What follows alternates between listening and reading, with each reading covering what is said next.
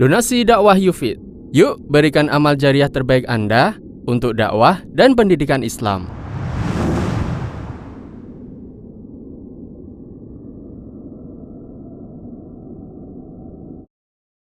Bismillahirrahmanirrahim. Assalamualaikum warahmatullahi wabarakatuh. Waalaikumsalam warahmatullahi wabarakatuh. Alhamdulillahi ala ihsanih wa syukru lahu ala taufiqihi wa amtinanih. Wa asyhadu an la ilaha illallah wahdahu la syarika lahu ta'ziman li sya'nih. Wa asyhadu anna Muhammadan abduhu wa rasuluhu da'ila ridwanih. Allahumma salli alaihi wa ala alihi wa ashabi wa ikhwanih. Hadirin dan hadirat, bapak-bapak dan ibu-ibu ya, para orang-orang tua, para pejabat ya, yang dimuliakan oleh Allah Subhanahu wa taala. Alhamdulillah pada kesempatan hari ini kita dipermudah oleh Allah Subhanahu wa taala untuk berkumpul di tengah kesibukan kita masing-masing dalam rangka untuk mempelajari ya tentang agama Allah Subhanahu wa taala, mengurangi kejahilan kita, kebodohan kita sedikit demi sedikit, dan untuk menambah pengetahuan kita, wawasan kita tentang Islam. Semoga pertemuan kita diberkahi oleh Allah Subhanahu wa taala dan merupakan sebab diampuni dosa-dosa kita dan dimasukkan dalam surga Allah Subhanahu wa taala. Salawat dan salam tercurahkan selalu kepada junjungan kita, imam kita, suri tauladan kita, Nabi Muhammad sallallahu alaihi wasallam, dan juga kepada keluarganya serta seluruh sahabat beliau tanpa terkecuali. Kita akan berbicara tentang surga. Siapa yang tidak ingin masuk surga? Surga merupakan cita-cita semua orang beriman. Bahkan cita-cita para nabi. Para nabi mereka berdoa agar dimasukkan dalam surga. Nabi Ibrahim alaihissalam, Allah abadikan doanya dalam Al-Quran. Beliau berdoa, waj'alni mi warathati jannatin na'im. Ya Allah, jadikanlah aku pewaris dari surga yang penuh dengan kenikmatan. Demikian juga Nabi Muhammad sallallahu alaihi wasallam dalam banyak doanya berdoa, Allahumma inni as'alukal jannah wa a'udzubika minan nar. Ya Allah, aku mohon kepada Engkau masuk surga dan agar aku dijauhkan dari neraka jahanam. Karena kita semua sadar bahwasanya kehidupan dunia hanyalah sementara. Waktu terus berlalu, umur semakin bertambah, pandangan kita mulai rabun, pendengaran kita mulai melemah, kekuatan kita semakin melemah, yang tadinya kulitnya mulus mulai keriput. Para ibu-ibu bagaimanapun berhias akhirnya peot juga ya. Telah mencapai tingkatan top, tua, ompong dan peot. Ini tidak bisa kita hindari. Itu pertanda bahwasanya kita akan kembali kepada Allah Subhanahu wa taala. Seandainya kita selalu senantiasa kuat, muda dan gagah, kita akan lupa diri. Kita akan sombong dan angkuh. Tetapi Allah beri peringatan-peringatan, menegur kita bahwasanya kita akan meninggalkan dunia ini sebagaimana orang-orang lain telah meninggalkan dunia ini terlebih dahulu. Oleh karenanya, ingat, kehidupan dunia ini hanyalah sementara. Kehidupan kita yang sungguhnya adalah kampung akhirat. Kampung akhirat. Maka para nabi, mereka berdoa agar diberikan istana di surga, akan dimasukkan di surga dalam kehidupan yang abadi. Demikian juga para sahabat, mereka berdoa kepada Allah Subhanahu wa taala agar masuk surga. Dalam satu hadis Rasulullah SAW pernah berkata kepada seorang sahabat, "Kaifa taqulu fi salat?" Apa yang kau ucapkan tatkala dalam salat? Apa yang doa yang kau minta? Maka dia berkata, "Atashhadu wa aqul." Aku bersyahadah dan aku berdoa, ya Rasulullah, Allahumma inni as'alukal jannata wa a'udzubika minan nar. Ya Allah, aku mohon kepada Engkau surga dan aku mohon dijauhkan dari neraka jahanam. Amma inni lam uhsin dandanataka wala dandanata Mu'adz. Adapun aku, wahai Rasulullah, aku tidak pandai meminta kepada Allah sebagaimana ungkapan yang kau ungkapkan dan juga Mu'adz ungkapkan. Maka Nabi SAW bersabda, haula hanudandin. Kami juga demikian, saya dan Mu'adz, kami juga berdoa minta agar dimasukkan ke dalam surga dan dijauhkan dari neraka jahanam. Makanya Nabi SAW menyuruh kita minta surga. Kata Nabi SAW, idza sa'altumullah fas'aluhul firdaus fa innahu a'lal jannah. Kalau kalian minta kepada Allah, maka mintalah untuk masuk di surga Firdaus. Karena surga Firdaus adalah surga tertinggi. Jadi Rasulullah SAW menyuruh kita untuk memiliki cita-cita yang tinggi. Kalau minta kepada Allah, minta surga yang tertinggi. Ustaz, kalau tidak dikabulkan, ya kalau tidak dikabulkan itu turun yang agak bawah. Tapi jangan minta, ya Allah, masukkan saya meskipun hanya di pelataran surga. Jangan ya. Karena kalau di pelataran tidak dikabulkan, jeblos neraka jahanam. Makanya harus punya cita-cita yang tinggi. Ingin masuk dalam surga yang tertinggi. Ini wasiat dari Nabi sallallahu alaihi wasallam. Bapak-bapak dan ibu yang dirahmati oleh Allah Subhanahu wa taala. Kenapa? Karena seorang kalau sudah masuk surga, dia pasti bahagia. Dia pasti bahagia. Segala keletihan, segala kesusahan, segala kepayahan, itu semua dialami oleh manusia sebelum masuk surga. Kalau sudah masuk surga, tidak ada kesedihan sama sekali. Makanya Allah Subhanahu wa taala berfirman, "Laqad khalaqnal insana fi kabad." Sungguh kami telah menciptakan manusia dalam kepayahan. Dan demikianlah manusia berpindah dari satu kepayahan yang lain. Dia tatkala dalam perut ibunya membuat payah ibunya. Dikandung selama 9 bulan. Ibunya payah, bapaknya payah. Susah. Tatkala dia keluar juga dengan kepayahan. Hidupnya juga dengan kesusahan. Orang tua mengurusnya dengan kesusahan. Kemudian tatkala dia dewasa pun dia harus menghadapi problematika kehidupan. Sampai banyak hutang ya. Kemudian juga kalau mau menikah juga perlu perjuangan. Harus kumpulkan uang untuk bisa beli mahar bagi istrinya. Untuk berikan uang kepada mertuanya. Kemudian terkadang dia sakit, terkadang dia bahagia, terkadang dia menderita. Belum lagi kalau dia menghadapi sakaratul maut. Kesulitan yang dia hadapi dengan sangat payah. Kemudian tatkala dia meninggal, masuk dalam alam barzah, juga mengalami kesulitan. Didatangi oleh malaikat Munkar dan Nakir dan akan ditanya, diuji.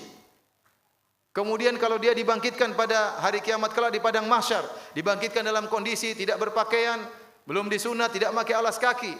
Kemudian matahari diturunkan dalam jarak 1 mil, akan dia hadapi semuanya dengan kepayahan, keringat bercucuran. Kemudian dia akan dihisap oleh Allah Subhanahu wa taala, dimintai pertanggungjawaban atas segala perbuatan yang pernah dia lakukan di dunia. Itu pun dia hadapi dengan kepayahan.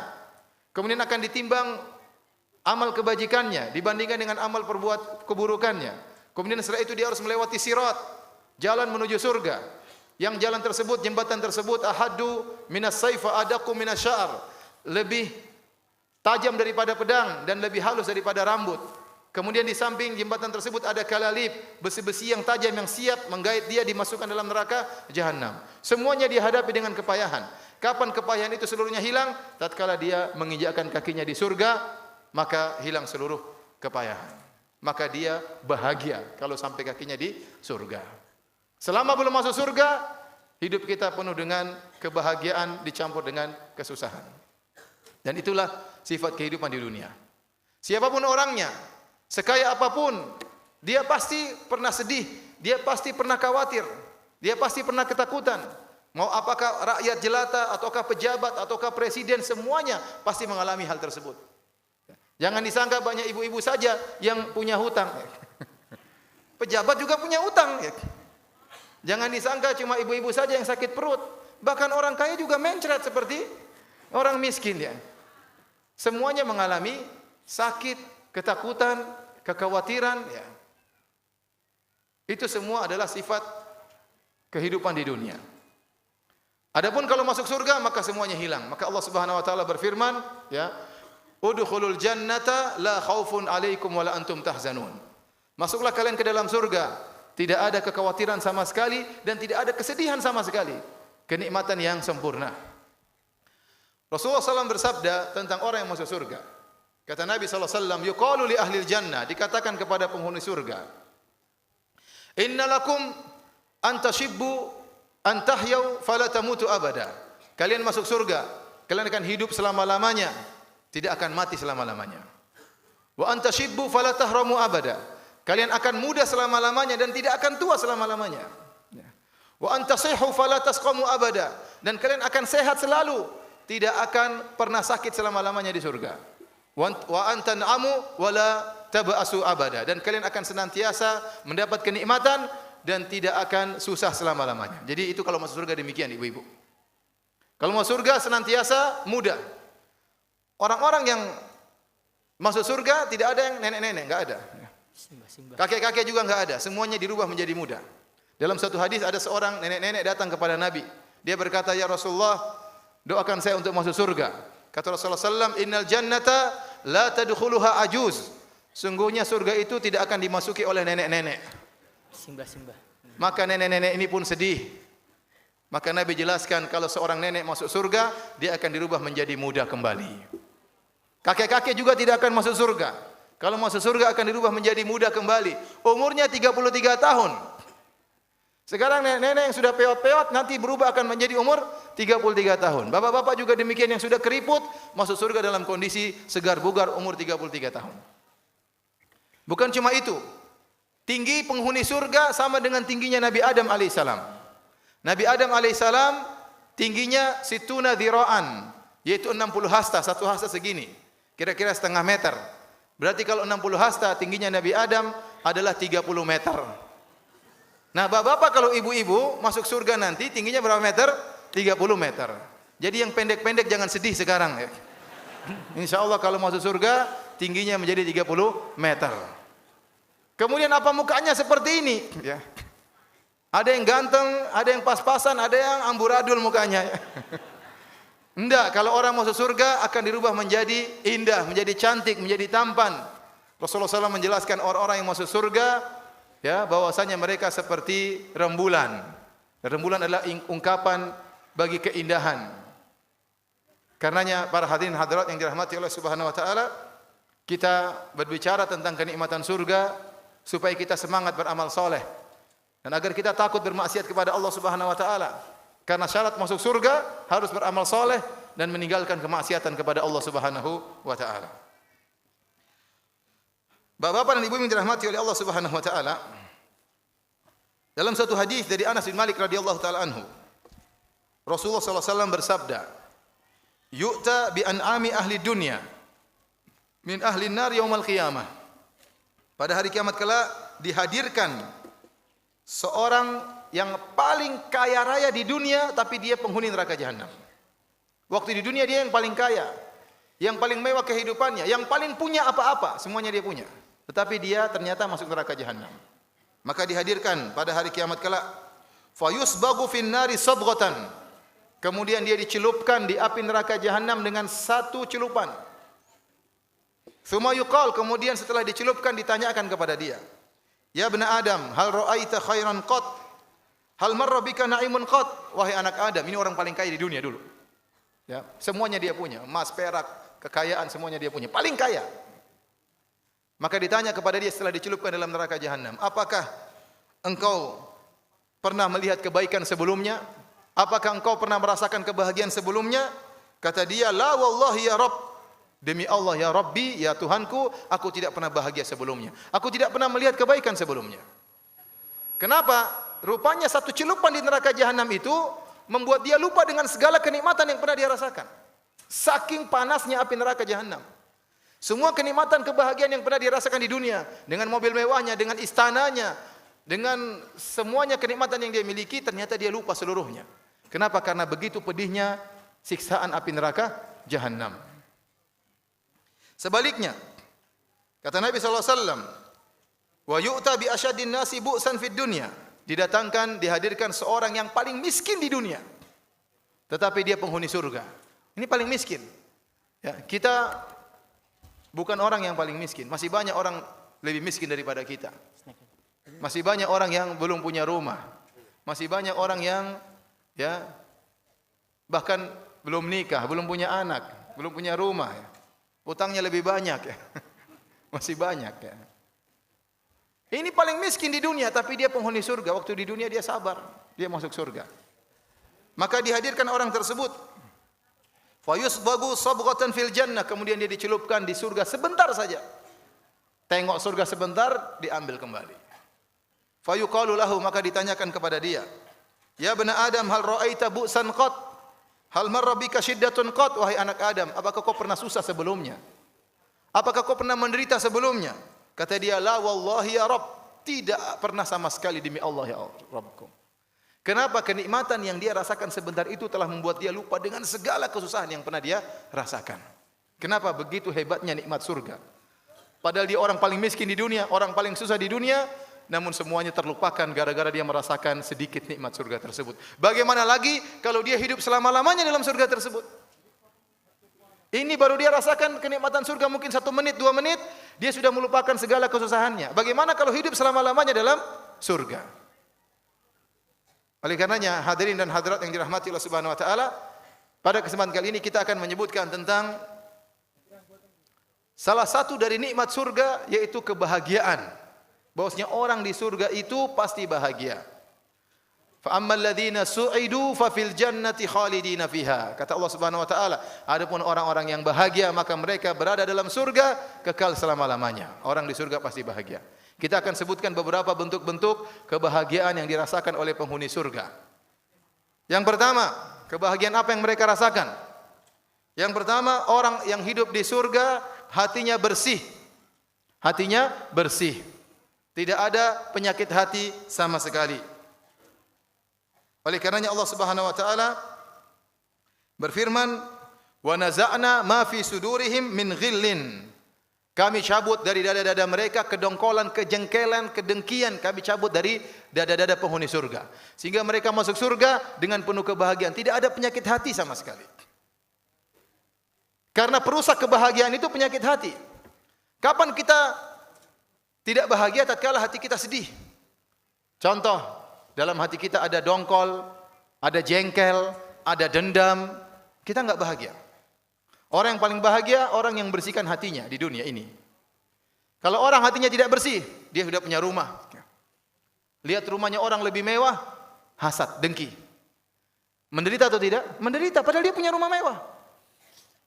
Dia sudah punya mobil, lihat orang punya mobil lebih bagus, hasad, dengki lagi, cemburu, sakit lagi hatinya, hilang kebahagiaannya. Dia sudah punya istri, lihat orang istrinya lebih cantik, dia dongkol. Apa urusan ente itu istri orang, ngapain ente dongkol? Dia dongkol sehingga dia bahagia. Seperti itu. Lihat kelebihan orang lain, dia hasad, maka dia tidak akan pernah bahagia seperti ini. Contoh orang punya penyakit hati, suka dendam, tidak mudah maafkan. Kalau punya masalah, dipikir terus. Punya masalah sama suami, punya masalah sama istri, punya masalah sama mertua, punya masalah sama tetangga, dipikir terus, jengkel. Tidak mudah memaafkan. Sebelum tidur diingat-ingat. Susah tidur akhirnya. Menderita, tidak bahagia. Tapi kalau hatinya bersih, mudah memaafkan. Suaminya salah mudah dia maafkan, istrinya salah mudah dia maafkan, tetangganya salah dia mudah maafkan, dia hidup dengan tentram. Yang paling menderita seorang kalau dia punya masalah sama orang yang dekat dengan dia. Ini paling menderita orang ini. Apalagi dia tidak maafkan orang tersebut. Kalau kita punya masalah sama orang jauh, misalnya ibu-ibu tinggal di Gunung Kidul punya masalah sama orang tinggal di Papua, enggak jadi masalah, enggak pernah ketemu. Tapi kalau punya masalah sama suami, terus kita tidak maafkan suami kita, ketemu jengkel tiap hari.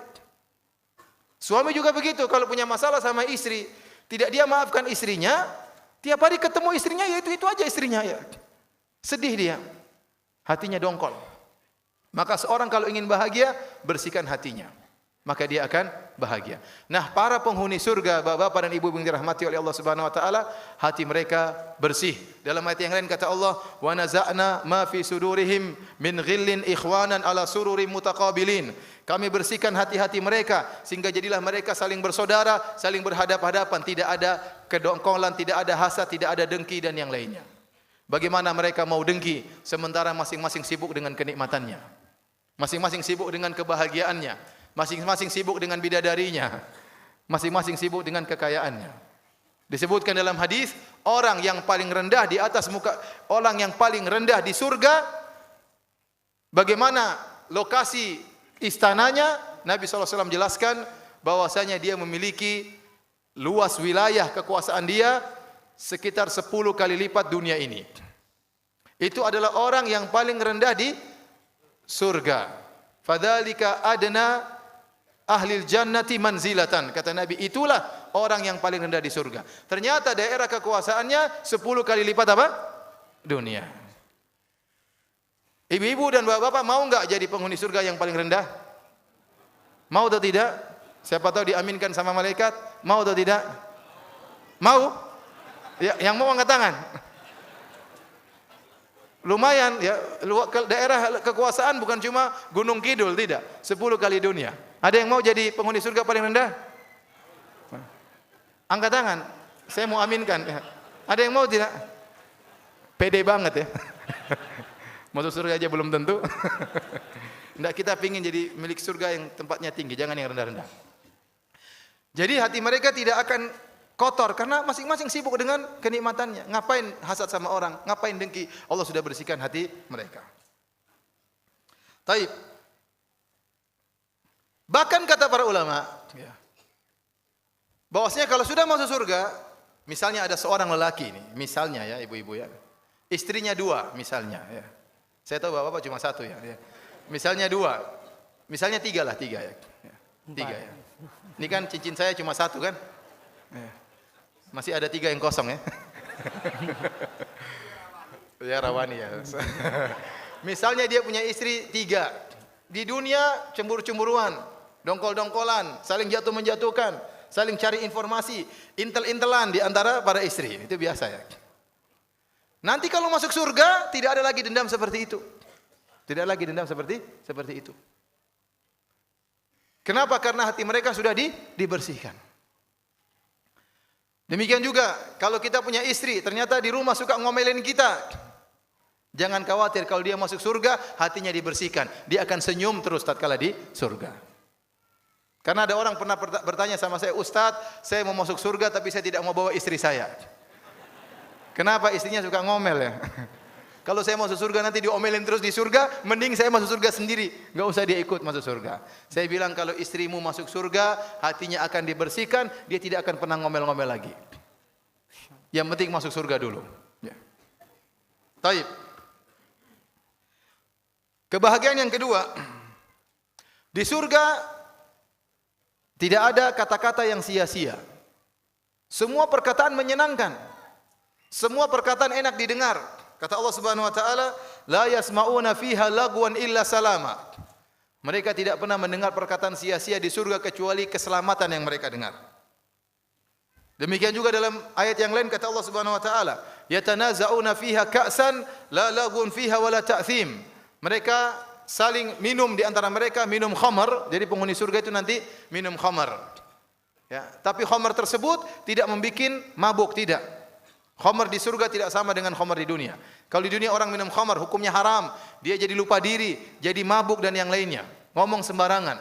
Tetapi di surga kalau orang minum khamar bahkan tidak mengucapkan kata-kata yang sia-sia, apalagi kata-kata yang mendatangkan dosa.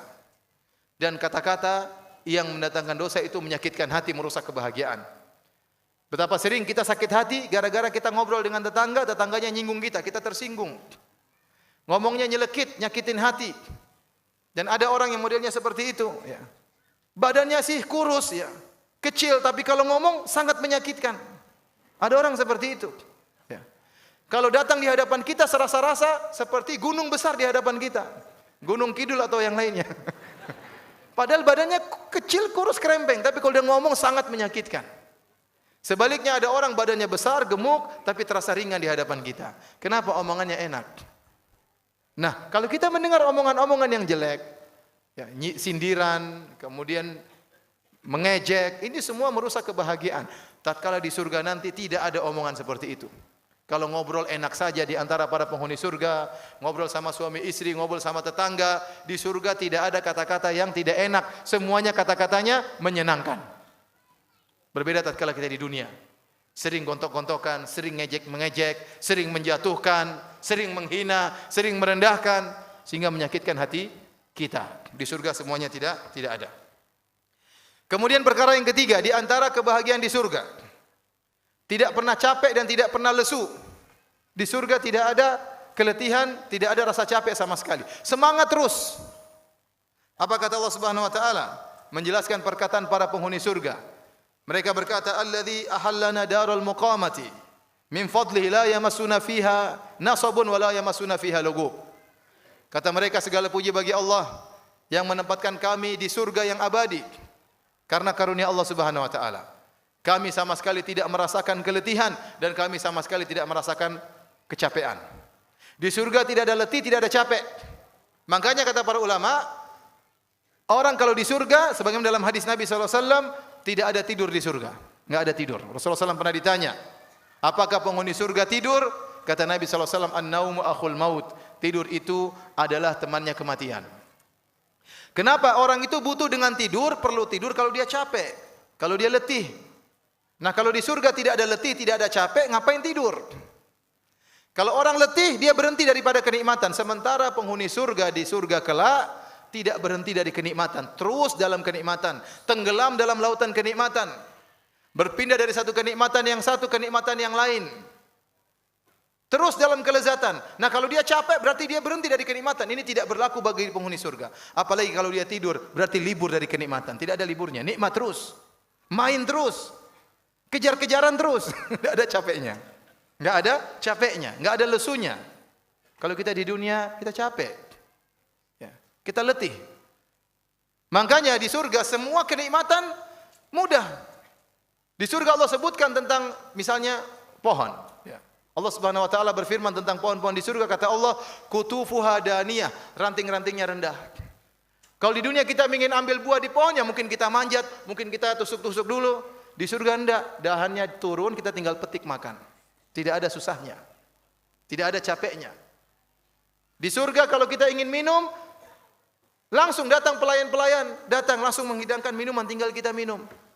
Di dunia tidak, di dunia kita harus jalan, mungkin nindis dispenser, mungkin tuangkan air dulu. Di surga tidak, kita tinggal minum, semuanya sudah dilayani oleh para pelayan. Sehingga tidak ada letih, tidak ada capek sama sekali, muda terus, umurnya 33 tahun, badan bugar, ya, tinggi seperti Nabi Adam alaihissalam, wajah tampan dan cantik. Itulah para penghuni surga. Kemudian di antara kebahagiaan di surga, ini yang sangat luar biasa. Minta apa saja dikabulkan. Minta apa saja dikabulkan. Kata Nabi SAW, kata Allah Subhanahu Wa Taala dalam Al-Quran, lahum fiha ma yasha'un. Bagi mereka di surga apa yang mereka minta, apa saja. Kata Allah Subhanahu Wa Taala, walakum fiha ma tashtahi anfusukum, walakum fiha ma tad'un. Kalian kalau masuk surga, apa saja yang kalian hasratkan, apa saja yang kalian minta akan dikabulkan oleh Allah Subhanahu Wa Taala. Jadi kalau kita di surga minta apa saja dikabulkan, tidak ada yang tidak dikabulkan. Sampai seandainya ada seorang di dunia tidak punya anak, kemudian dia masuk surga ingin punya anak, Allah akan kabulkan. Minta apa saja. Sampai ada orang bertanya kepada saya, Ustadz, kalau saya masuk surga kata Ustadz minta apa saja dikabulkan. Boleh enggak saya kalau masuk surga minta main bola di surga? Dia suka main bola rupanya. Ya. Saya jawab, ya pasti dikabulkan. Kalau kau minta main bola pasti dikabulkan. Tapi apakah sempat kau pikir main bola di sana? Sementara di sana banyak bidadari. Terus siapa yang mau kau ajak main? Masing-masing sibuk dengan bidadarinya, ya. Tetapi minta apa saja pasti dikabulkan. Bahkan di antara yang menakjubkan, di antara kenikmatan surga, kebahagiaan surga, semua yang kita minta dikabulkan tidak pakai lama, langsung dikabulkan tanpa pakai lama. Karena menunggu itu merusak kebahagiaan. Kita saja kalau pergi ke restoran, kemudian kita lapar, kita pesan makanan. Kalau yang masak itu lama, merusak kebahagiaan. Nunggu. Sering kita bilang, Pak, jangan lama-lama ya. Itulah di dunia. Siapapun dia, raja atau presiden atau siapapun, pasti nunggu. Pasti nunggu. Adapun di surga tidak pakai nunggu. Apa yang kita minta langsung hadir di hadapan kita, tidak pakai lama. Dalilnya ada suatu hadis dari Abu Hurairah radhiyallahu taala anhu. Anna Nabi sallallahu alaihi wasallam kana yauman yuhaddits. Pada suatu hari Nabi sallallahu alaihi wasallam menyampaikan tentang hadis Nabi sallallahu alaihi wasallam. Wa indahu rajulun min ahli al-badiyah. Tahu-tahu di sisi Nabi ada seorang Arab Badui. Arab Badui, Arab desa ya, bukan Arab kota. Arab desa itu ya lain dengan Arab kota. Kemudian Rasulullah SAW berkata, Inna rajulan min ahlil jannah ista'zana rabbahu fi zara. Sungguhnya nanti di surga ada seorang laki-laki minta izin kepada Allah untuk bisa bercocok tanam di surga. Dia ingin bertani di surga. Faqala lahu, maka Allah berkata kepada dia, Alasta fi ma syi'ta? Kamu kan minta apa saja pasti dikabulkan. Kenapa minta bertani di surga? Kan minta apa saja dikabulkan. Kata dia, bala, saya tahu ya Allah, Saya minta apa saja pasti dikabulkan. Walakinni uhibbu an azra, tetapi saya lagi pingin bercocok tanam. Kayaknya ingin nostalgia ya. Mungkin dulu waktu masih hidup di dunia, petani atau pekebun. Dia bilang, saya tahu ya Allah minta apa saja pasti dikabulkan, tapi kali ini saya ingin bisa bercocok tanam. Maka dia pun Allah berikan kepada dia ya benih biji untuk dia tanam. Kata Nabi SAW, fabadara tarfa nabatuhu wastiwa'uhu wastisaduhu fakana ka'amthalil jibal. Maka dia pun meletakkan benih tersebut, sebelum dia mengejapkan mata, sebelum dia mengedipkan mata, tiba-tiba langsung tumbuh, langsung panen, langsung besar seperti gunung. Sebelum dia mengedipkan mata. Kenapa? Karena kenikmatan di surga tidak pakai nunggu. Langsung. Maka setelah Nabi SAW menyampaikan hal tersebut, tiba-tiba Arab Deso tadi komentar. Dia mengatakan, wallahi la tajidu illa Quraisyan aw Ansariyan fa innam azab zara. Ya Rasulullah, itu orang yang minta bercocok tanam pasti orang Quraisy atau orang Ansari karena mereka petani waktu di dunia. Adapun kami bukan petani. Jadi nanti bapak-bapak ya, kalau pas masuk surga dengar ada seorang berkata, "Ya Allah, saya minta gudeg." Terus Allah bilang, bukankah kau minta apa saja mau? Iya, tapi saya ingin makan gudeg. Itu pasti orang Jogja. Kalau Gunung Kidul makanan. Tadi jangan Lombok, Ustaz. Walang ya. Hah? Makan walang. Walang. Pokoknya kalau ada ibu-ibu minta walang, itu pasti orang Gunung Kidul itu. Jadi boleh saja kita nostalgia di dunia. Pingin apa sih dikabulkan? Mau minta gudeg. Tapi kalau saya di sana saya malas minta gudeg, rugi ya. Minta yang lain. Jadi lihat, tidak pakai nunggu, begitu pingin langsung dikabulkan, langsung panen. Beda kalau di dunia, kita tanam sesuatu, nungguin, siramin, nunggu ada hama kita, gangguan kita hilangkan, nunggu, terkadang tumbuh, terkadang rusak. Di akhirat tidak ada demikian. Kenikmatan langsung dirasakan tanpa ada penungguan sama sekali. Di antara kebahagiaan di surga, tidak ada kotoran sama sekali, tidak ada bau-bau busuk. Semuanya bersih. Allah Subhanahu wa taala berfirman, bagi penghuni surga Allah siapkan wa azwajun mutahharah, istri-istri yang disucikan. Jadi ibu-ibu kalau masuk surga suci, tidak ada kotorannya sama sekali. Tidak ada haidnya, tidak ada nifasnya, tidak buang air kecil, tidak buang air besar, tidak ada upilnya, tidak ada keteknya, bersih semuanya. Enggak ada tai matanya, tidak ada kotoran kupingnya, enggak ada. Itu hanya di dunia. Makanya Rasulullah SAW menjelaskan dalam hadisnya bahwasanya ahlul jannah la yatabawwalun wa la yatagawwatun, la yabulun wa la yatagawwatun. Ya. Wa la yamtakhitun, mereka tidak buang air kecil, mereka tidak buang air besar, mereka tidak ingusan, tidak. Bersih. Bersih, tidak ada baunya sama sekali. Karena bau enggak enak itu merusak pemandangan. Ya. Percuma ada istri cantik tapi kalau dekati ternyata bau ketek, enggak enak. Enggak enak. Ternyata mau dicium mulutnya bau, enggak sikat gigi, enggak enak rasanya. Jadi bau-bauan itu mengganggu kebahagiaan.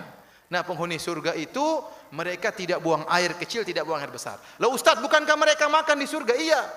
Mereka makan sepuas-puasnya. Tapi makanan tersebut bukan untuk jadi kotoran, tidak. Paling banter kata Nabi SAW, kalau mereka sudah kenyang, mereka hanya bersendawa.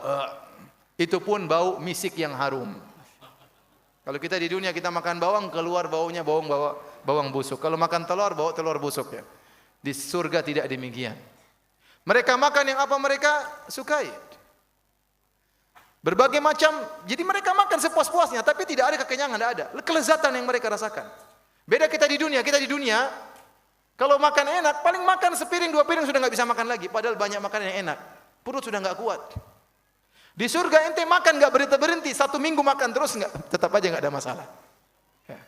Kenapa? Karena makan dan minum bukan untuk kelaparan, tapi karena untuk berlezat-lezat. Orang masuk surga tidak akan lapar. Allah berkata kepada Nabi Adam alaihissalam, innalaka alla taju'a fiha wa la ta'ra, wa annaka la tathma'u fiha wa la tatha. Wahai Adam, kalau kau masuk surga, kau tidak akan lapar dan kau tidak akan haus. Oleh karenanya penghuni surga tatkala makan dan minum di surga bukan karena kelaparan, tapi karena berlezat-lezat. Dan mereka tidak buang air kecil dan juga tidak buang air besar. Taib. Terakhir kita bahas bidadari ya. Kita sampai pada intinya. Bagaimana tentang bidadari surga. Ibu-ibu, tolong dengarkan baik-baik ya. Karena ibu-ibu kalau menjadi wanita yang solehah akan menjadi bidadari di surga. Ya. Kalau tidak, jadi bidadari dari goa hantu. Harus jadi wanita yang solehah supaya menjadi ratu bidadari, bersaing dengan bidadari yang ada di sana. Saya ceritakan dulu tentang sifat-sifat bidadari. Allah sebutkan dalam Al-Quran dan Nabi sebutkan dalam banyak hadis tentang sifat-sifat bidadari surga. Di antaranya Allah menyebutkan, ya, kata Allah Subhanahu Wa Taala, fihinna qasiratut tarf, lam yatamithunna insun qablahum wala jan. Bidadari-bidadari surga sifatnya di antaranya menundukkan pandangan. Menundukkan pandangan. Apa maksudnya menundukkan pandangan? Ada dua tafsiran di kalangan para ulama. Yang pertama, dia menundukkan pandangan suaminya. Saking cantiknya, saking indahnya, saking moleknya, sampai sang suami tidak perlu ngelirik kepada wanita lain. Kenapa? Karena dia sudah puas dengan apa di hadapannya ini. Sangat cantik jelita. Tafsiran kedua, sang bidadari tundukkan pandangan dia, tidak pernah melihat laki-laki lain. Kenapa? Yang dia lihat cuma suaminya saja. Dia tidak pernah membandingkan suaminya dengan laki-laki lain. Apalagi selingkuh. Ya. Apalagi punya hubungan gelap dengan laki lain. Apalagi berhubungan lewat Facebook, WhatsApp dengan kekasih lama. CLBK, cinta lama bersemi kembali. Cinta lama, apalagi?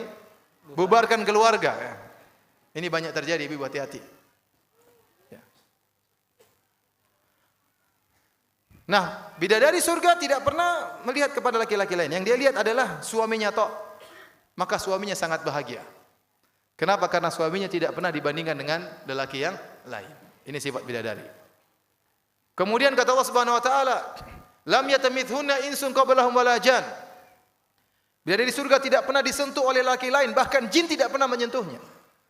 Yang pertama menyentuhnya adalah suaminya di surga. Dan wanita yang seperti ini cintanya kepada suaminya sempurna. Kenapa? Dia tidak tahu laki-laki lain. Jadi kalau Anda masuk surga bertemu dengan bidadari, Anda ini laki-laki paling tampan di mata bidadari karena bidadarinya enggak pernah lihat laki-laki lain. Bagaimanapun model Anda jadi yang paling tampan. Karena dia tidak pernah lihat laki-laki lain. Tidak pernah disentuh laki-laki, tidak pernah jin aja enggak pernah nyentuh. Jangankan manusia, jin aja enggak pernah nyentuh. Ini sifat bidadari, tundukkan pandangan, tidak pernah nengok-nengok yang lain. Yang kedua, karena kata Allah Subhanahu wa taala, ka'annahunnal yaqutu wal marjan. Para bidadari tersebut seperti al-yaqut. Al-yaqut maksudnya adalah intan berlian, al-marjan maksudnya adalah seperti mutiara. Maksudnya apa? Bidadari tubuhnya itu bening dan putih, kulitnya sangat putih. Putih sekali. Ibarat mutiara yang tersimpan dalam cangkangnya. Kita lihat kalau ada mutiara putih dalam cangkangnya, putihnya itu mulus, tidak terkontaminasi, tidak terkotori dengan titik-titik, enggak. Selama ini dia terjaga dalam cangkangnya.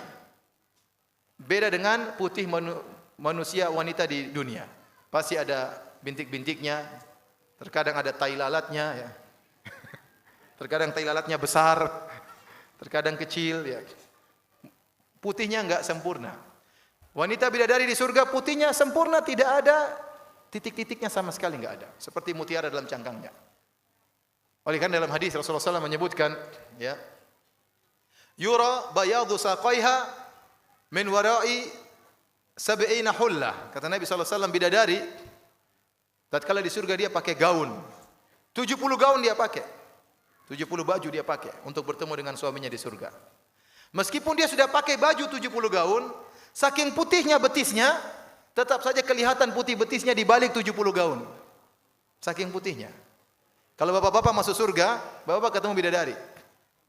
Terus bidadari tersebut hadir, pakai baju 70 lapis. Ternyata lihat betisnya putih, kelihatan dari luar. Saking putihnya di balik 70 gaun kelihatan. Ibu-ibu, jangan khawatir kalau mau surga putih seperti bidadari. Kalau sekarang ya terima aja. Baik. Di antara sifat para bidadari bening, tubuhnya bening. Nah, ini yang sekarang kita tidak bisa Mikirkan bagaimana beningnya bidadari. Tapi Allah sebutkan bening tubuh mereka. Bahkan Nabi SAW sebutkan di antara beningnya bidadari. Kata Nabi SAW, kabiduha mir'atuhu. Bahwasanya hati sang bidadari adalah cermin bagi suaminya. Maksudnya bagaimana? Kalau suaminya lagi berhadapan dengan istrinya dari bidadari, wajahnya kelihatan dalam hatinya. Saking beningnya. Bagaimana? Kita enggak paham. Bahkan dalam hadis kata Rasulullah SAW, yura mukhu saqaiha min wara'il lahmi minal husni. Kata Nabi SAW, atau minal hasan. Kata Nabi SAW, saking beningnya tubuh bidadari, sampai-sampai sumsum tulangnya kelihatan di balik dagingnya. Kalau kita bayangkan, pikir genderuwo ini. Iya. Kok bisa perempuan kelihatan sumsumnya?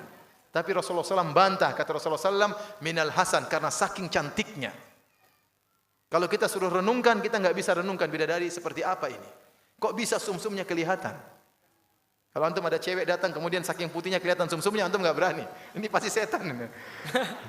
Tapi di surga tidak. Dia saking cantiknya seperti itu. Begitu moleknya bidadari. Dalam hadis kata Rasulullah SAW, "Lau anna imra'atan min ahli jannah itala'at ala ahli dunya." Kalau ada seorang wanita dari penghuni surga nongol di dunia, la adha'at ma bainahuma, maka akan terang benderang antara langit dan bumi. Taruhlah Gunung Kidul mati lampu seluruhnya. Jam 10 malam. Keluar gelap, tidak kelihatan apapun. Tiba-tiba bidadari nongol. Nongol keluar wajahnya, terang benderang Gunung Kidul. Enggak pakai listrik. Enggak pakai listrik ya. Ya. Luar biasa. Bukan cuma itu. Wala mala'at ma bainahuma riha. Bahkan antara langit dan bumi penuh dengan bau yang semerbak, yang harum. Kenapa keluar dari tubuh bidadari tersebut? Keharuman. Wajahnya bersinar, bercahaya. Ini sifat bidadari. Kata Nabi SAW, wala nasifuha ala ra'siha khairu minad dunya wa ma fiha. Kerudung yang ada di atas kepalanya lebih baik daripada dunia dan seisinya. Itu baru kerudungnya. Lebih baik daripada dunia dan seisinya. Apalagi pipinya. Ada yang bilang, Ustaz, tolong kirimkan kepada saya fotonya bidadari. Siapa yang mau difoto? Enggak ada. Bidadari ini luar biasa. Ya. Tidak ada duanya.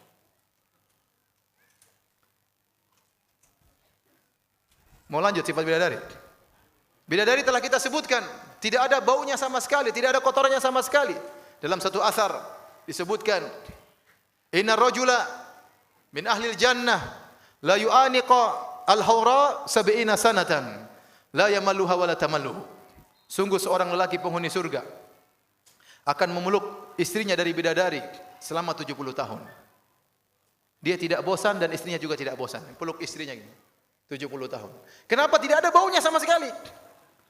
Coba kalau kita peluk suami kita, peluk istri kita sekarang, satu hari sudah baunya macam-macam. Coba aja kalau nggak percaya. Sehari aja. Udah bau ini, aroma mulai berubah, keringatan dan macam-macam. Ini 70 tahun dia peluk istrinya, tidak ada bau sama sekali. Dia betah dan tidak bosan sama sekali. Kenapa? Karena istrinya adalah bidadari. Bahkan dalam Al-Quran Allah sebutkan, mohon maaf ini agak vulgar sedikit, tapi Allah sebutkan dalam Al-Quran, bahwasanya tubuh bidadari dijadikan indah, sampai Allah Subhanahu Wa Taala menyebutkan di antara sifat para bidadari, wa kawaiba atroba. Dijelaskan enggak Ustaz? Jelaskan. Jelaskan aja. Jelaskan saja. Kawaiba atroba, mohon maaf ya, bagi ibu-ibu, maksudnya yaitu susah diungkapkan. Tapi saya bicarakan secara singkat. Maksudnya kawaiba atroba, para bidadari di surga itu, mohon maaf, buah dadanya tidak ada yang begitulah pokoknya ya. Jadi sampai disebutkan tentang fisiknya, menunjukkan bahwasanya mereka sangat sempurna. Ya. Mereka sangat sempurna. Saya rasa sudahlah ya, jangan terlalu dalam. Oleh karenanya ibu-ibu yang dirahmati Allah Subhanahu Wa Taala, bapak-bapak sekalian, kalau ingin menjadi bidadari di surga atau menjadi ratu bidadari, maka bertakwalah kepada Allah Subhanahu Wa Taala. Dunia ini hanya kita hidup sebentar. Banyak kematian datang dengan tiba-tiba. Jangan kita isi kehidupan kita dengan maksiat kepada Allah Subhanahu Wa Taala. Kata seorang penyair, tazawwad minat taqwa fa innaka la tadri idza janna al-lailu hal ta'ishu ila al-fajri. Bertakwalah Berbekalah engkau dengan takwa. Sungguhnya engkau tidak tahu jika telah tiba malam hari apakah kau masih bisa hidup sampai esok hari. Wa kam min sahihin mata min ghairi illatin. Betapa banyak orang sehat walafiat tiba-tiba meninggal tanpa didahului apa? Sakit. Banyak sekarang demikian. Ya. Oleh karenanya seorang bertakwa kepada Allah. Ibu-ibu khususnya. Nabi SAW menjelaskan kalau ingin jadi bidadari gampang. Gampang sekali. Perhatikan ibu-ibu ya. Mudah sekali. Bapak-bapak kalau mau dapat bidadari susah. Bapak-bapak enggak gampang. Iya. Harus mau pergi ke masjid sholat 5 waktu, jalan menuju masjid. Ya. Kemudian terkadang harus berusaha, bersedekah, bertempur dan macam-macamnya susah, tidak gampang. Ibu-ibu jadi bidadari gampang. Dengar hadis ini. Kata Nabi SAW. Idza shallatil mar'atu khamsaha. Kalau seorang wanita sholat 5 waktu. Wa shamat syahraha. Kemudian dia puasa di bulan Ramadan. Wa hafizat hasanat farjaha. Dia menjaga kemaluannya. Wa ata'at ba'laha, dan dia taat kepada suaminya.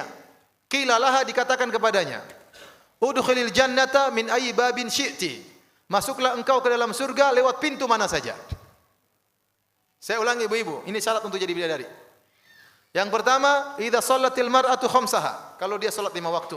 Ibu-ibu kalau masuk surga tidak disyaratkan untuk salat rawatib, salat tahajud, 5 waktu saja sudah cukup. Pertama, salat 5 waktu sudah cukup. Apalagi kalau sudah salat 5 waktu, salat rawatib lagi, salat tahajud lagi, wah lebih indah lagi. Kualitas bidadarinya lebih tinggi. Tapi seandainya cuma salat 5 waktu, yang lain enggak salat sunnah, enggak apa-apa. Yang kedua, puasa bulan Ramadan. Ustaz, saya tidak bisa puasa Senin Kemis, saya tidak puasa Daud, tidak bisa puasa Ayamul Bid, enggak jadi masalah, bisa masuk surga. Yang ketiga, jaga kemaluannya. Tidak menjalin hubungan dengan orang-orang yang tidak halal baginya. Tidak WhatsAppan dengan laki-laki yang tidak halal baginya. Tidak telepon, bikin hubungan di luar hubungan yang benar. Tidak selingkuh. Tidak boleh. Ya. Kenikmatan sesaat kita mengorbankan kenikmatan yang abadi. Jangan. Kalau sudah pernah melakukan, bertobat kepada Allah. Allah Maha penerima taubat. Jaga kemaluan. Yang terakhir, wa ata'at ba'laha, taat kepada suami. Ini yang susah ya. Taat kepada suami. Jangan angkat suara depan suami. Jangan ngomelin suami. Jangan jewer telinga suami. Jangan banyak nuntut sama suami. Kalau masuk surga itu. Karena sebagian wanita suka bentak-bentak suaminya, uring-uringan sama suaminya, banyak nuntut sama suaminya, suaminya disuruh hutang-hutang, mas beli anu mas, beli mobil mas, saya enggak punya uang, hutang aja mas, nanti tawakal sama Allah. Suruh ngutang, suruh tawakal sama Allah Subhanahu wa taala. Kata Rasulullah SAW, la tukhifu anfusakum ba'da amniha. Janganlah kalian menjadikan diri kalian gelisah setelah tadinya merasa aman. Apa? Ngutang. Kita boleh ngutang kalau terpaksa, tapi kalau enggak terpaksa enggak boleh ngutang. Akhirnya kita hidup gelisah. Iya, gelisah ditagih ini, ditagih anu, dikejar rentenir, gelisah kalau sudah punya utang. Mending enggak punya utang, hidup bahagia. Kita boleh ngutang, bukan enggak boleh. Boleh, tapi kalau dalam kondisi terpaksa. Jadi saya ingatkan, ciri wanita masuk surga, pertama, apa tadi? Salat 5 waktu. Yang kedua, puasa bulan Ramadan. Yang ketiga apa? Jaga kemaluan. Bapak-bapak diam, saya ingatkan bapak-bapak, ibu-ibu. Yang keempat, saya ulangi apa? Masya Allah, taat pada suami ya. Luar biasa. Semoga ibu-ibu menjadi wanita-wanita solehah, dimasukkan dalam surga Allah Subhanahu wa taala, dijadikan bidadari, bahkan ratu bidadari di sisi Allah Subhanahu wa taala. Demikianlah apa yang disampaikan pada kesempatan kali ini. Selanjutnya saya kembalikan kepada Al-Ustaz Abdul Tuasikal hafizahullah taala.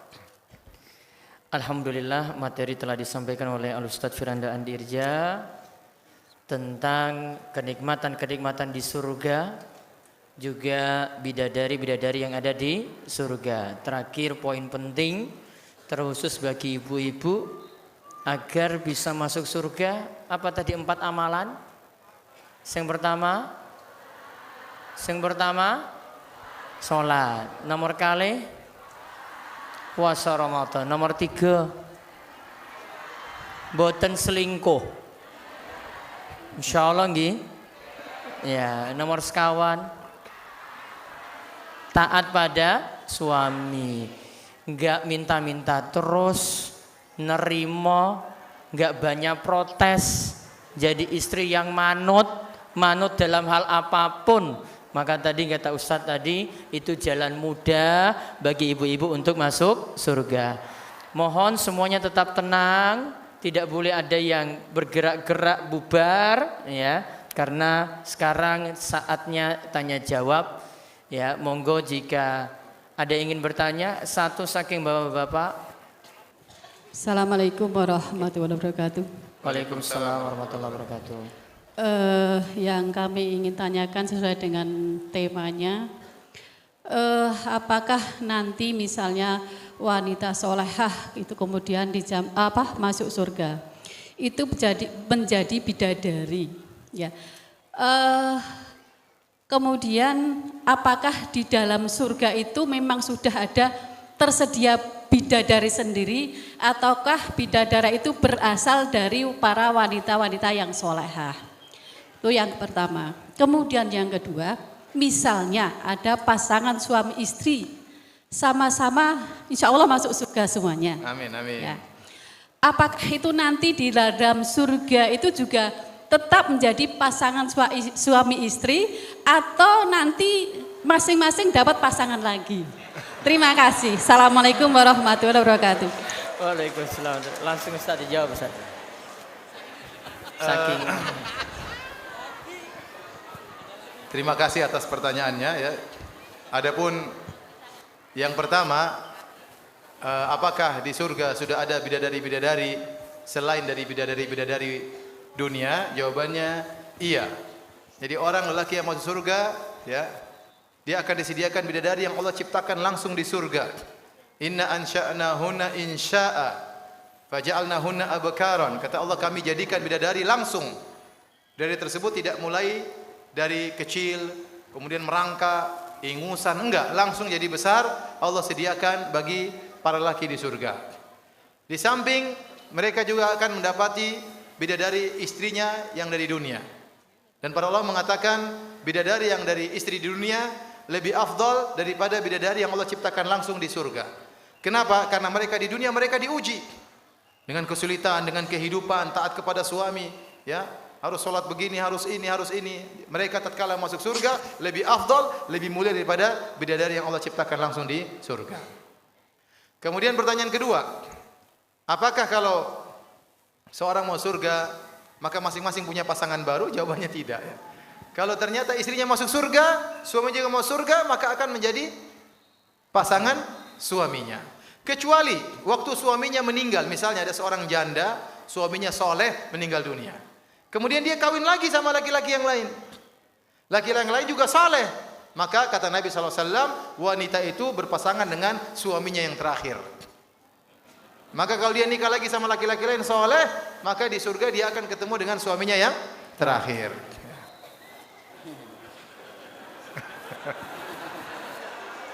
Pun Pak Camat tahan dulu.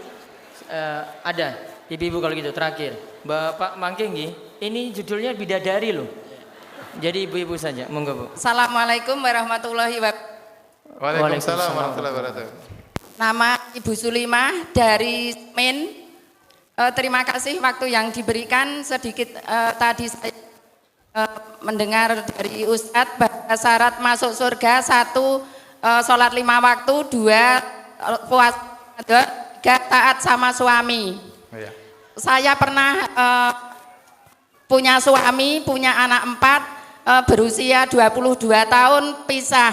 Karena daripada rebutan saya ngalah, tak kasih yang kedua. Jadi saya selama 15 tahun tidak punya suami, tapi saya hidup sama anak-anak. Terus pertanyaan pertama, tadi insya Allah puasa sudah 5 waktu insya Allah saya jalani. Selama 15 tahun saya sama suami, Pak. Ulang-ulang, 15 tahun kenapa? Tidak punya suami? Daripada rebutan saya ngalah gitu aja. Oh gitu. Terus sekarang 15 tahun saya tidak punya suami, jadi saya tidak taat sama suami, Pak, selama 15 tahun. Tidak punya suami. Mudah-mudahan saya minta doanya karena saya ini juga sakit-sakitan, mohon sama Bapak didoakan saya segera sehat dan sembuh, menjalani ibadah dan seterusnya, nanti saya menjadi bidadari surga. Amin, amin, Ya, amin. amin. Terus yang kedua, terima kasih sekali karena ada kesempatan ini saya bisa membawa rombongan dan merasa senang sekali. Kapan-kapan lagi mudah-mudahan bisa diberi kesempatan untuk bertemu, dan rasanya saya di sini selama ini nggak merasa sakit Bapak. Mudah-mudahan pulangnya dari sini saya sehat dan sehat selalu sampai akhir hayat hidup saya. Amin, amin ya rabbal alamin. Terima kasih, hanya itu Bapak. Mohon maaf. Assalamualaikum warahmatullahi wabarakatuh. Waalaikumsalam warahmatullahi wabarakatuh. Selamat datang Pak Imawan Wahyudi, Wakil Bupati Gunung Kidul, Unrawu, di tengah-tengah kita untuk mengikuti pengawasan bersama Ustadz Firanda. Juga hadir sebelumnya pejabat saking Muspika Kecamatan Panggang, saking pimpinan daerah Muhammadiyah, saking Kantor Urusan Agama Kecamatan Panggang. Iya Pak Imawan, matur nuwun. Iya Ustadz, tadi pertanyaan dari Ibu, enggak punya suami. Ya, jadi Rasulullah SAW waktu menyatakan tentang syarat supaya masuk surga dari pintu mana saja yang diinginkan, ada syarat keempat, wa ata'at ba'alaha. Itu taat kepada suaminya. Maksudnya yaitu kalau dia punya suami. Kalau dia enggak punya suami, ya sudah enggak apa-apa. Syarat itu gugur. Ya. Kalau dia enggak punya suami, syarat itu apa? Gugur. Apalagi dia ngalah. Ya. Mudah-mudahan ibu diberikan kesehatan oleh Allah Subhanahu wa taala, dimasukkan ke dalam surga, masuk dari pintu mana saja yang ibu kehendaki. Taib. Tadi juga sebagai info, ada pengawasan-pengawasan di pesantren, bisa dihadiri bagi ibu-ibu bapak yang baru hadir setiap malam Kamis. Gini ke wonten pengawasan Ba'da Ngisa, terus malam Sabtu di Karangrecek Masjid Al Azhar Ba'da Ngisa juga. Terus ada pengawasan yang keliling di beberapa kecamatan. Saat ini sudah sampai ke Rongkop untuk pengawasan-pengawasan Ahad pagi. Ya, selanjutnya Ustadz, amalan yang paling mudah untuk masuk surga apa saja Ustadz? Amalan banyak ya, amalan yang banyak yang bisa masukkan orang dalam surga. Namun ada amalan-amalan pilihan yang memudahkan seorang masuk dalam surga. Ya. Contohnya adalah berbakti kepada kedua orang tua. Kalau orang tua kita masih hidup, maka itu adalah jalan termudah untuk masuk surga. Rasulullah SAW tatkala didatangi oleh seorang sahabat kemudian berkata, "Ya Rasulullah, saya ingin berjihad, ingin berperang." Kata Rasulullah SAW, "Ahayyun walidak?" Apakah dua orang tua masih hidup? Bapak ibu masih hidup? Kata dia, "Masih ya Rasulullah." Kata Rasulullah SAW, "Fa fihima fajahid." Maka berjihadlah dalam berbakti kepada kedua orang tuamu. Ini dalil bahwasanya berbakti kepada kedua orang tua termasuk jihad. Perlu perjuangan, perlu pengorbanan waktu, pengorbanan harta, tapi pahalanya luar biasa. Demikian juga ada seorang laki minta izin untuk berperang. Kata Nabi SAW, "Ahayyatun walidatu?" Apakah ibu masih hidup? Kata dia, "Masih hidup ya Rasulullah." Kata Rasulullah SAW, "Ilzam rijlaha fathammal jannah." Lazimilah kaki ibumu, di situ surgamu. Di situ surgamu. Jadi kalau kita punya orang tua, dua orang masih hidup, itu dua pintu surga. Layani mereka, berkhidmat kepada mereka berdua, insya Allah kita mudah masuk surga, sangat mudah. Makanya Muhammad Ibnul Munkadir pernah berkata, "Bitu agmizu rijlai ummi, wa bata akhi Umar yusalli, fama sarrani anna lailati bilailatihi." Kata dia, saya semalaman mijit kaki ibuku. Sementara saudaraku sholat malam, tapi kalau suruh tukeran pahala saya enggak mau. Kenapa? Karena mijit kaki ibu itu pahalanya besar. Ini secara umum baik bapak-bapak maupun ibu-ibu. Terkhususan kepada ibu-ibu, cara mudah untuk masuk surga, taat kepada suami. Tadi sudah kita singgung. Suatu hari Rasulullah SAW bertemu dengan seorang wanita. Rasulullah SAW bertanya kepada wanita tersebut, "Aina anti minhu?" Bagaimana posisimu di hati suamimu? "Fa innahu jannatuki au naruki." Sungguhnya suamimu itu adalah surgamu atau nerakamu. Kalau seorang wanita taat kepada suaminya, insya Allah mudah masuk surga. Tapi kalau seorang istri selalu membangkang kepada suaminya, maka ini berbahaya bagi dirinya. Kemudian Di antara pahala yang sangat besar, salat 5 waktu. Salat 5 waktu, jangan pernah ditinggalkan. Seorang salat 5 waktu adalah modalnya, modal terakhirnya. Kalau sampai ditinggalkan sekali, dia akan mudah meninggalkan yang lain. Kalau dia gampang-gampangkan dalam salat, yang lain juga dia akan gampang-gampangkan. Maka bagaimanapun kondisi, jangan pernah meninggalkan salat 5 waktu. Nabi bersabda tentang salat 2 rakaat sebelum subuh. Kata Nabi, "Rakaatul fajri khairum minad dunya wa ma fiha." 2 rakaat sebelum subuh lebih baik daripada dunia dan seisinya.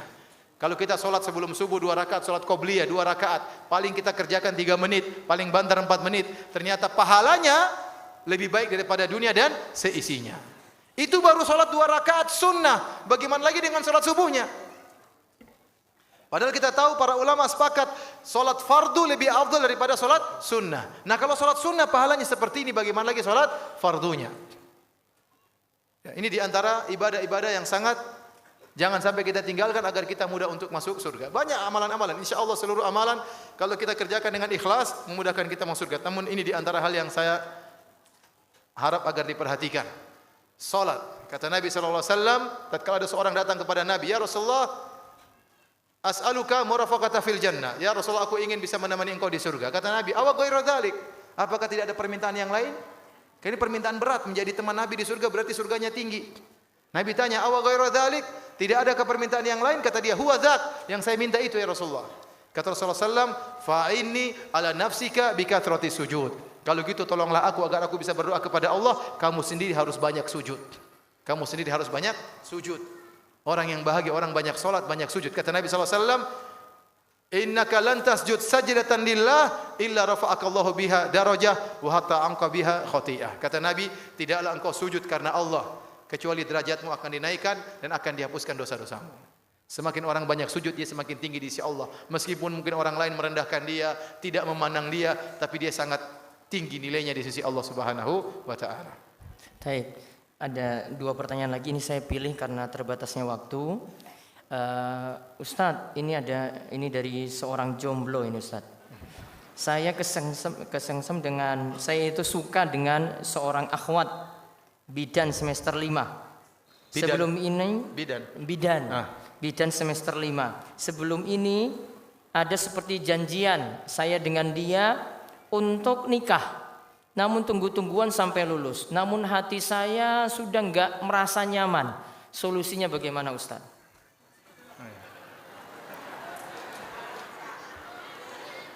Memang kasihan jomblo. Jomblo itu kasihan, menderita, sedih. Orang enggak punya istri itu enggak enak ya. Dia punya sawah ladang luas, punya mobil mewah, sawah secuil dia enggak punya. Oleh karenanya, seorang baru bisa merasakan kebahagiaan kalau dia punya istri. Kalau enggak punya istri dia enggak akan bahagia. Karena Allah mengkodratkan lelaki itu kebahagiaan sesungguhnya pada istrinya. Kata Allah Subhanahu wa taala, "Huwallazi khalaqakum min nafsin wahidah wa ja'ala minha zawjaha liyaskuna ilaiha." Kata Allah Subhanahu wa taala, dialah Allah yang telah menciptakan kalian dari satu jiwa, itu Adam. Lalu Allah ciptakan dari Adam istrinya, liyaskuna ilaiha, agar Adam merasa tentram dengan istrinya. Jadi kebahagiaan laki sungguhnya adalah dengan istrinya. Kalau dia bisa meraih kebahagiaan dengan istrinya, berarti dia lelaki yang bahagia. Tapi kalau ternyata dia tidak betah di rumah, pengennya keluar terus, dia tidak dapat kebahagiaan di rumahnya, cari kebahagiaan dengan temannya, main golf, main ini, main tenis dan macam-macamnya, berarti dia belum bahagia. Maka laki-laki yang sungguhnya bahagia adalah laki-laki yang bisa tentram dengan istrinya. Itu laki-laki yang bahagia.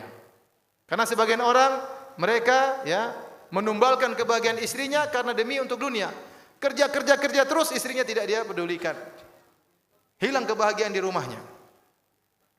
Maka kasihan sama penanya tersebut ya. Miskin ya, menderita. Bagaimana caranya? Kalau sudah berjanji apalagi, maka jangan ditunda-tunda ya. Jangan ditunda-tunda. Segera persiapkan segalanya, pergi temui walinya. Ketemu dengan ayahnya. Utarakan isi hati, sampaikan penderitaanmu. Jangan lupa bawa hadiah. Kalau bisa belikan motor, alhamdulillah. Kalau bisa berikan hadiah buat mertua, alhamdulillah. Kemudian bismillah, tawakal kepada Allah Subhanahu wa taala. Saya ulangi, seorang menikah tidak syarat harus punya rumah dulu. Kalau harus punya rumah dulu, kapan kita mau menikah? Tapi yang penting punya uang untuk kontrak rumah. Kalau sudah punya uang untuk kontrak rumah, bismillah maju. Rezeki insya Allah Allah tambah. Apalagi kalau sudah punya anak, rezekinya tambah lagi. Semakin banyak anak, semakin banyak apa? Rezeki. Rezeki. Kalau banyak istri saya tidak tahu.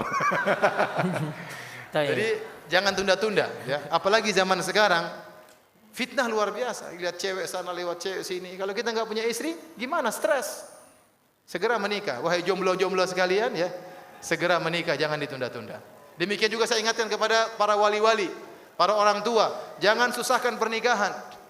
Kalau kita susahkan putri kita menikah, harus pilih calon yang luar biasa, nanti bahaya. Terjadi kerusakan, terjadi perzinahan, terjadi perselingkuhan dan yang lainnya. Kalau kira-kira calon kita sudah datang, orang yang soleh, udah punya sumber pencarian rezeki, udah nikahkan saja, bismillah. Insya Allah Allah akan tambahkan rezeki baginya. Taib. Ini yang terakhir Ustaz. Tadi disinggung tentang istri lebih daripada satu. Bolehkah di surga laki-laki poligami lebih daripada 4? Lebih daripada? Laki-laki di surga poligami istrinya lebih daripada 4. Oh iya. Kurang kayaknya Ustaz ya. Kurang dengan 1 kayaknya. Iya, iya. Ibu-ibu bahagia kalau cita-cita suaminya poligami di akhirat. Jangan pedulikan. Ya. Yang jadi masalah kalau dia ingin poligami di dunia, ibu-ibu yang sedih. Selama cita-citanya masih poligami di akhirat, biarin aja ya. Biarin aja. Ya. Kalau di dunia kita tahu suami maksimal hanya boleh apa? 4. Tidak boleh lebih dari 4. Setiap laki-laki punya apa? Punya kertas, ya. Punya apa namanya? Biasanya belangko 4. Punya belangko 4. Saya belangkonya baru diisi 1. 3 masih kosong ya. Masih kosong. Setiap bapak juga demikian. Punya formulir 4 ya. Formulir kita baru diisi 1. Tapi sisa 3-nya masih kosong, tapi sudah dirobek sama istri saya.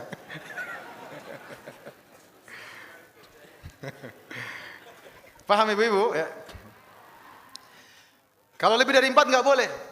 Yang paling banter cuma 4. Tatkala sebagian para sahabat masuk Islam, istri mereka di zaman Arab dahulu ada yang istrinya 5, ada yang istrinya 9, ada yang istri lebih dari 10, maka Rasulullah SAW suruh ceraikan semuanya kecuali 4.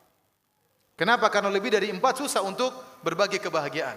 Susah untuk mengatur. Maka Islam mencatat paling maksimal cuma 4. Tidak boleh lebih dari 4. Karena itulah kebahagiaan yang mungkin untuk dibagi.